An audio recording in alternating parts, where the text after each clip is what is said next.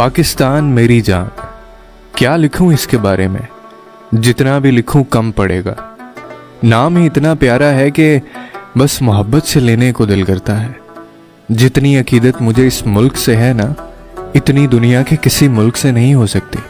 एक ऐसा मुल्क जिसने हमें हमारी एक अलग पहचान दी, हमें इस रुसवाई से बचाया जिसके बारे में सोच कर भी दिल कांप जाते हैं।